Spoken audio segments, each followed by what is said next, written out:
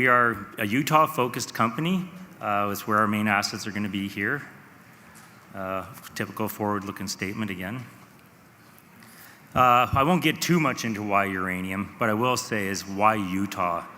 We pretty much know why uranium's good. We're seeing the federal government come in, really creates incentives for uranium, especially for the brownfield projects and stuff like that. And what we're seeing also is Utah has now come out here in the last week or so, and they actually said they want to be the state that produces at least 25% of the critical minerals that America needs. And that's coming right from the governor of Utah saying that. With that announcement, they're talking about cutting permitting times by at least 50%. They're talking about having some projects that can get permitted in 18 months, which is pretty crazy for the mining industry to have something permitted that quick.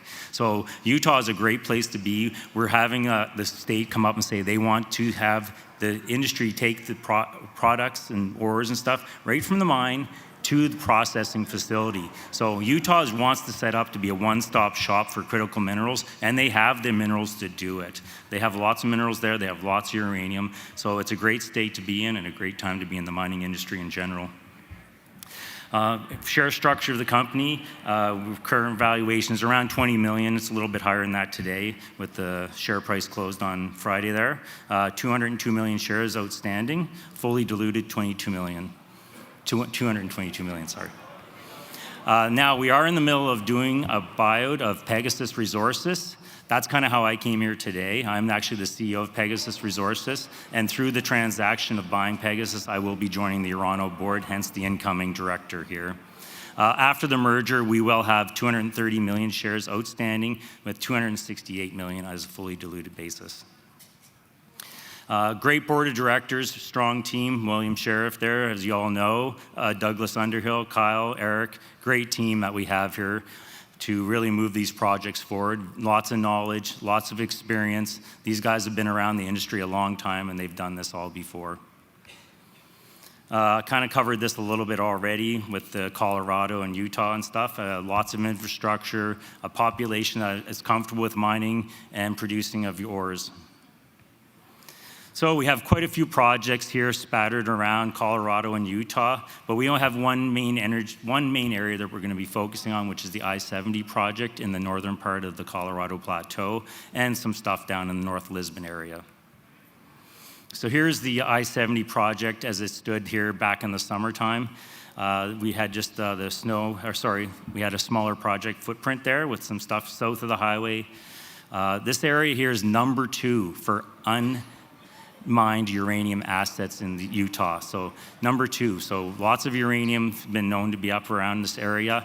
Much of it is underexplored. So we know there's uranium up here.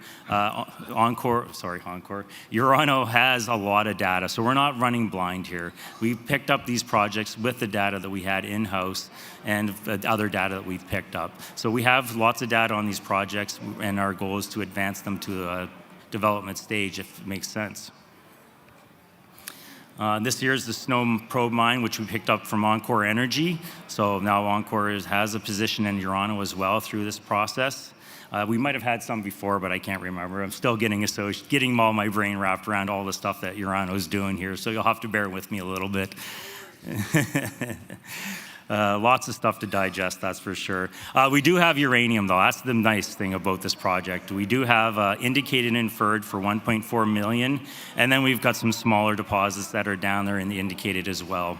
So we're not starting off with 0 uranium. And again, these are brownfield projects. So even though some of them might not have historical resources, we do have a lot of historical workings, drill data, which includes logs and all that stuff that we can be working with. The Pegasus Resources, we actually add about over 200% to the land package in this area. Pegasus Resources also comes with the Jupiter Energy Sands projects fully permitted for drilling. So we are able to drill these projects. Again, we'll have to get the transaction closed before we proceed with that, but we have drilling permits.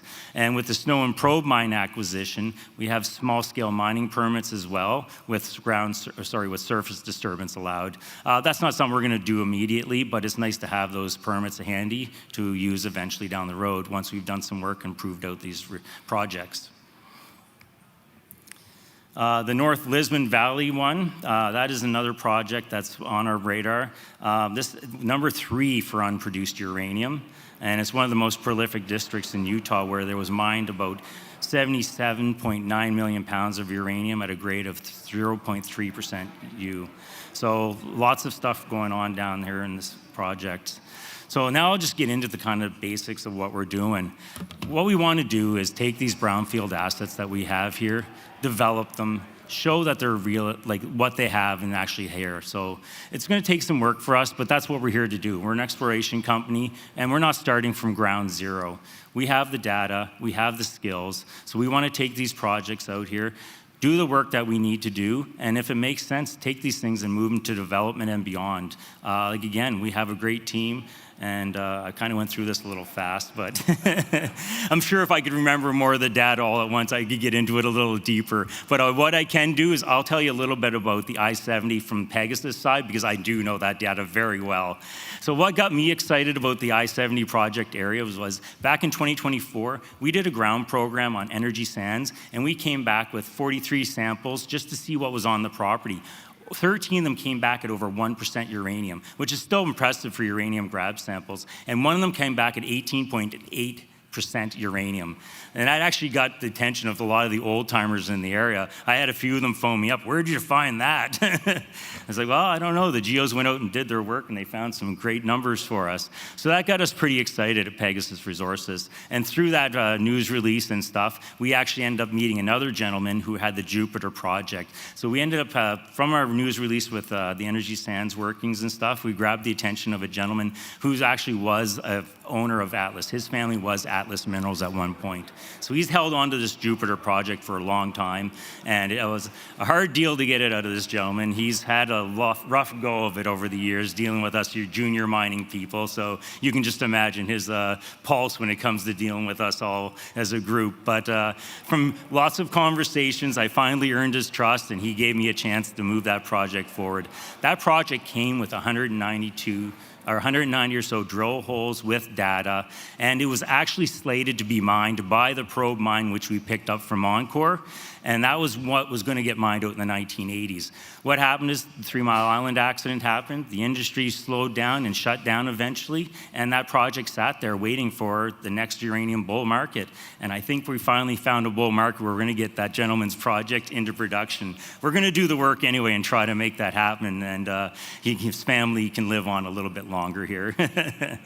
So at Urano Energy, what we want to do is we want to bridge the legacy uranium assets that Utah has and meet the new world energy demands that's coming forward. So thank you very much.